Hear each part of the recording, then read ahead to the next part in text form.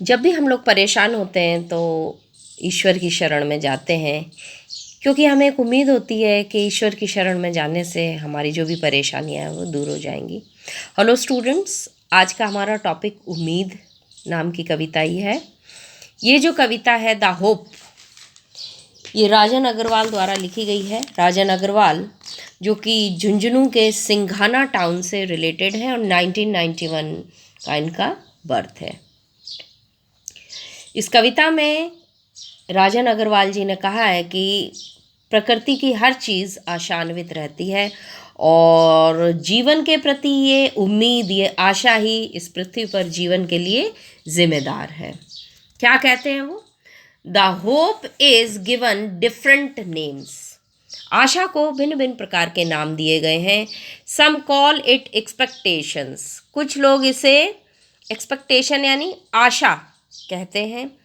Other term यानी दूसरे मत के अनुसार, टर्म यानी मत, it future relevance. Future relevance यानी भविष्य की प्रासंगिकता, यानी भविष्य हमारा कैसा होगा यह है अनुमान।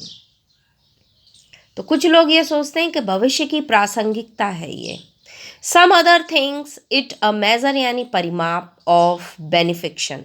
बेनिफिक्शन यानी ईश्वरीय वरदान। कुछ लोग आशा को ईश्वरीय वरदान मानते हैं। ईश्वरीय वरदान क्यों मानते हैं? क्योंकि जो व्यक्ति आशान्वित होता है उसके मन में पॉजिटिविटी हमेशा भरी रहती है। ये तो थी दूसरों की बात। सेकंड स्टैंजा में कवि अपने स्वयं के लिए क्या कहता है, उसका क्या मत है? टू मी यानी मेरे लिए होप इज द क्रिएशन यानी कि निर्माण ऑफ सोल यानी आत्मा। मेरे लिए जो आशा है वह मेरी आत्मा का निर्माण है। दैट मेक्स अस फील प्लेजरसम यानी खुश। जो व्यक्ति आशान्वित होता है वह हमेशा प्रसन्न रहता है। एंड लीप उछलता है विद एंथुजियाज्म यानी जोश। एंड ग्लो यानी चमक या रोशनी, खुशी की रोशनी। कवि कहता है जो व्यक्ति आशान्वित होता है तो उसके मन से नेगेटिविटी निकल जाती है और पॉजिटिविटी भर जाती है। और जब व्यक्ति के अंदर पॉजिटिविटी होती है तो उसके चेहरे पर एक विशेष प्रकार की खुशी की चमक होती है और वो इसी खुशी में उछलता है क्योंकि वो जीवन के प्रति आशान्वित होता है। इन पास्ट, भूतकाल में भी, यानी आज से नहीं, व्यक्तियों के अंदर ये जो वरदान है आज का दिया हुआ नहीं है, बहुत पहले का है। इन पास्ट, भूतकाल में भी, वी हैव सर्वाइव्ड, जीवित थे ऑन होप। इस आशा के कारण ही हम जीवित थे, क्योंकि हम लोगों को आशा थी कि भविष्य में कुछ हम ऐसा करेंगे या वैसा करेंगे, मतलब अच्छा करने की हमेशा हम सोचते थे। वी सरमाइज, सरमाइज यानी कि अनुमान लगाना, गैस करना कि हमारा आने वाला कल कैसा होगा। We surmise of future because of hope. हम अपने भविष्य को भी गैस कर सकते हैं कि हमारा भविष्य कैसा होगा। होप किल्स नेगेटिविटी इनसाइड यानी अंदर, नेगेटिविटी यानी बुरी भावनाएं। एंड फिल्स भर देना अस विद काम एंड क्वाइट यानी अच्छी भावनाएं। Hope makes the birds fly. कवि कहता है कि जो व्यक्ति आशान्वित होते हैं वो हमेशा भविष्य के प्रति हमेशा नई नई प्लानिंग्स करते रहते हैं और उन प्लानिंग्स को पूरा करने में वो जोश के साथ लगे रहते हैं।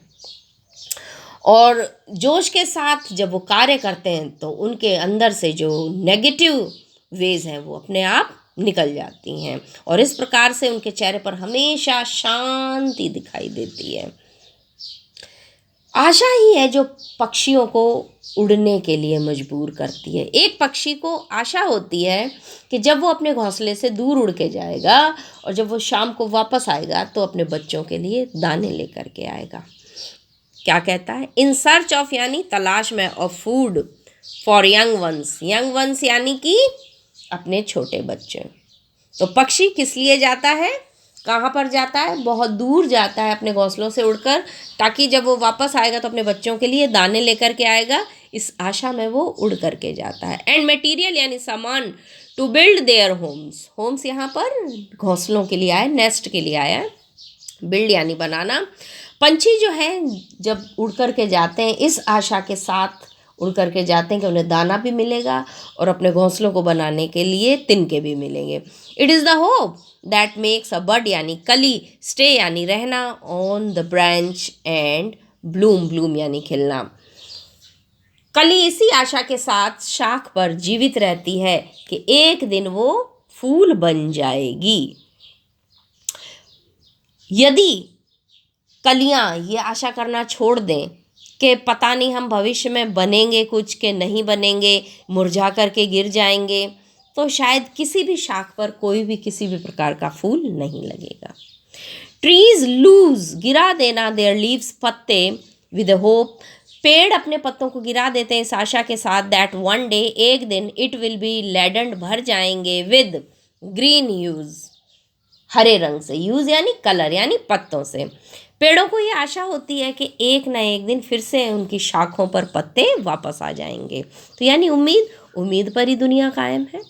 होप एनलाइटन, भर देती है रोशनी से, एनलाइटन यानी रोशनी से, दैट लाइफ्स ग्लूमी यानी अंधकारमय, थॉरोफेयर यानी रास्ते। जब जीवन में निराशा रूपी अंधकार आते हैं तो आशा रूपी रोशनी उसे दूर भगा देती है। एंड मेक्स अस फील यानी महसूस करना, द फ्रेशनेस यानी ताजगी, एंड वार्मथ यानी खुशी। और जब इंसान के मन में आशा होती है तो वो ताजगी और खुशी से परिपूर्ण होता है। कहने का मतलब जब भी हम निराश होते हैं तो जब इस निराशा में हम उम्मीद लगाते हैं तो हम खुशी से भर जाते हैं।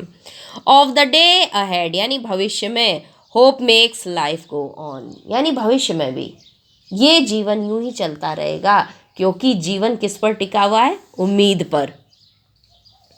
लाइफ इज ए डेरिवेटिव यानी परिणाम, ऑफ द फंक्शन यानी कार्य, कॉल्ड होप। ये जीवन किसका परिणाम है? आशा का। हम सभी जानते हैं कि एक ना एक दिन हम मर जाएंगे, तो क्या हम जीना छोड़ दें? ये जीवन चल रहा है और सतत चलता ही रहेगा, क्योंकि दुनिया उम्मीद पर कायम है। होप इज द प्राइम यानी मुख्य, एक्सीलेंस यानी कार्य, गुड, गुड वर्क मुख्य कार्य, राइट फ्रॉम उसी दिन से, the day one is born. आशा जो है व्यक्ति में उसी दिन से पैदा हो जाती है जब वो इस पृथ्वी पर जन्म लेता है। तो इस कविता में राजन अग्रवाल ने बताया कि प्रकृति से रिलेटेड हर चीज़ आशान्वित है, चाहे वो इंसान हो, फिर पक्षी हो, चाहे पेड़ पौधे हों और चाहे जानवर हो, हर कोई अपने भविष्य को लेकर आशान्वित रहता है। यही थी हमारी आज की कविता। इस कविता से जुड़े हुए कुछ प्रश्न हैं जो मैं करने के लिए दे रही हूँ, अपने शब्दों में इन्हें लिखने की कोशिश करना। फर्स्ट क्वेश्चन है, what does hope kill? What does hope kill? आशा किसे मारती है? सेकंड है, how do life's thoroughfare appear? How do life's thoroughfare appear? जीवन के जो अंधकारमय रास्ते हैं वो किस प्रकार से प्रतीत होते हैं? या यूं कह लें, जीवन के अंधकारमय रास्तों को रोशनी से किस प्रकार से भरा जाता है। What does hope mean to the point? What does hope mean to the point? कवि के अनुसार आशा का क्या अर्थ है? नेक्स्ट है, what are the different names of the hope? What are the different names of the hope? कवि ने आशा के कई नाम बताए इस कविता में, तो वो क्या क्या है? नेक्स्ट है, how do birds fly? How do birds fly? पंछी कैसे उड़ते हैं आसमान में? एक ऐसी क्या चीज़ है जो उनको अपने घोंसलों से दूर उड़ा करके ले जाती है? नेक्स्ट है, how does hope help us in past? How does hope help us in past? पुराने ज़माने में भी आशा हमें किस प्रकार से मदद किया करती थी? Thank you.